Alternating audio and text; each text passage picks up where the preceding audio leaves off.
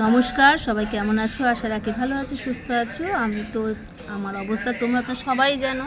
তোমাদের দাদা ভাই গত 1 মাস হয়ে গেছে আমাদের থেকে প্রায় অনেক দূর চলে গেছে, তা না ফেরার দেশে চলে গিয়েছে। তো রাস পূর্ণিমার দিন তোমাদের দাদা ভাই চলে গেল, আর গুরু পূর্ণিমা কালকে গেছে, মানে গতকাল গেছে। আজ হলো বৃহস্পতিবার। তো 1 মাস হওয়ার পরে ব্রাহ্মণ মশাই বলেছিল যে এবার তোমরা ঘরে পুজো অর্চনা করতে পারবে।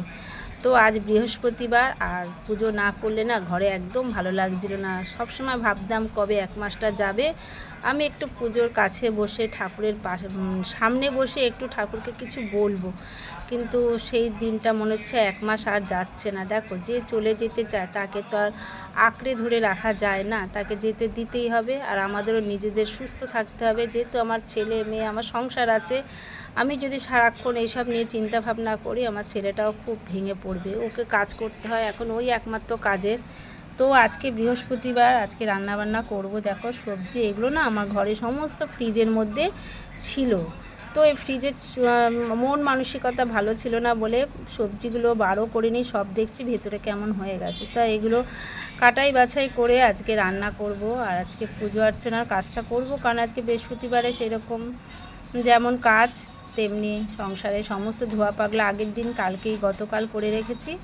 আর আজকে দিনটা ভালো, বেশ বৃহস্পতিবার ঘট বসাবো। আর এই দেখো মাছ ছিল ফ্রিজে, এটা আমার নন্দে জামাই এনে দিয়েছিল মাছটা। আর এদিকে কতগুলো ছিল হচ্ছে থানকুনি পাতা, এটাও আজকে বার করে দেখছি ভেতরে অনেক পাতা প্রায় পচে গিয়েছিল। এগুলো সব ফ্রিজ থেকে সব সবজি বাইরে বার করে নিয়েছি, আর এগুলো বাইরে বার করেছি, এগুলো দেখে শুনে আজকে কেটে রান্নাবান্না করব।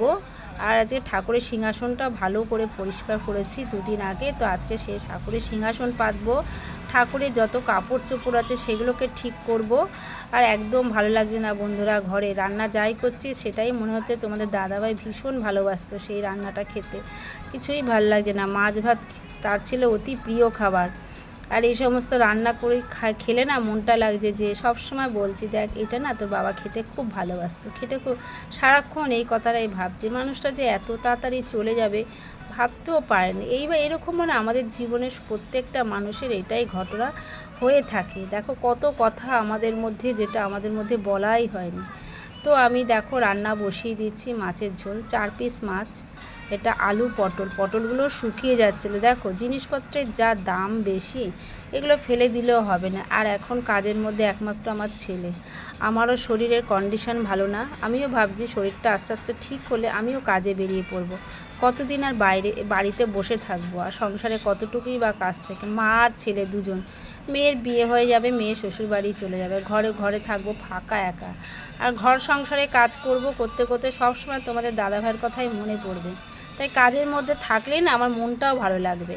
তো উচ্ছেগুলো বেছে বুঝে মা কেটে দিয়েছে, আমি উচ্ছে আর আলু ভাজা বসিয়ে দিয়েছি।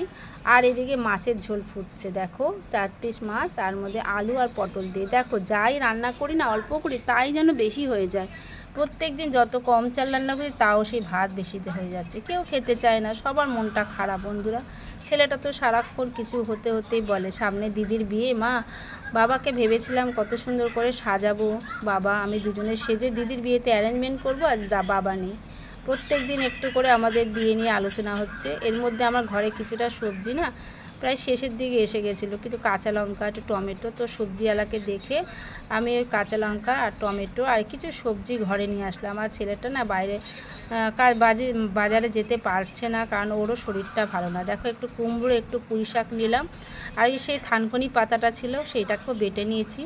আর এদিকে উচ্ছে আলু ভাজা করা হয়ে গেছে, আর এদিকে মাছের ঝোলও হয়ে গেছে। আর ছেলেটার জ্বর এসেছে জানো তো, ওকে যে বাজারে পাঠাবো, ওর শরীরটা খারাপ হলে বলো কে কাজ করবে, ওই জন্য ওকে বাজারে যেতে দিইনি। পাড়ার মোড় থেকে দুটো টলিওয়ালা যাচ্ছিলো, ওখান থেকে একটু বাজার নিয়ে ঘরে রাখলাম। আর সেরকমভাবে আমাদের খাওয়া দাওয়া হয় না, এর মধ্যে টিফিন খাওয়ারও ব্যবস্থা চলছে। দেখো ঘরে একটু আটা ছিল, তার সাথে একটু সুজি মিশিয়ে গোলা রুটি গরম গরম করছি, খাবো আমি, আমার মেয়ে আর আমার মা।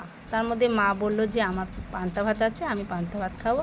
আর বাইরে অঝোর ধরায় বৃষ্টি শুরু হয়ে গেছে। এইদিকে দেখো আমি স্নান করে পুজো আজটা কমপ্লিট করেছি, আর যেই পুজো দিয়ে এলাম ঘরটা দেখো কত সুন্দর লাগছে, স্নিগ্ধকর লাগছে। অনেক দিন বাদে ঠাকুরের সিংহাসনে ঠাকুরকে পাতলাম, ঘট বসালাম, কত সুন্দর লাগছে দেখতে। এতদিন পুজো দিতে পারছি না বলে ঘরটাও যেন কেমন লাগছে, মনে হচ্ছে কবে ঠাকুরের পুজো দেব, ঠাকুরের পাশে বসে একটু ঠাকুরকে স্মরণ করব। যতই